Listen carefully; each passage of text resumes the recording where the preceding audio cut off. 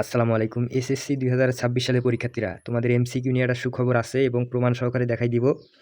শিক্ষা বোর্ডের কর্মকর্তারা বিগত ৩ বছর থেকে যেভাবে তোমাদের এমসিকিউর শিট কাটতিছে আমরা কিন্তু সকল বিষয় জানি এবং আমরা দেখাই দিতে পারবো, প্রমাণ সহকারে দেখাই দিব। এবং তোমাদের এই বছরে কিভাবে তোমাদের এমসিকিউটা কাটা হয়েছে আমরা সরাসরি ভিডিওতে দেখাই দিব।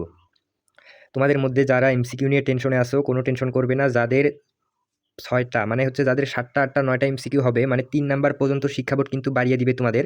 তো এটা কিভাবে বললাম, এটা প্রমাণ সহকারে দেখাই দিব। তো সম্পূর্ণ ভিডিওটা দেখলে তোমরা বুঝতে পারবে এবং তোমাদের কার কয়টা এমসিকিউ হয়েছে তোমরা কমেন্ট করবে। তোমাদের কমেন্টের ভিত্তিতে তোমাদের এমসিকিউগুলো দেখে তারপরে প্রমাণ সহকারে ভিডিওগুলো দেওয়া হবে। এখন বর্তমানে যারা এমসিকিউ নিয়ে টেনশনে আসো, তোমরা টেনশন করতেছো যে ভাইয়া মনে হয় আমার ৩টা এমসিকিউ শর্ট হয়েছে, আমি এই কারণে কি ফেল করব?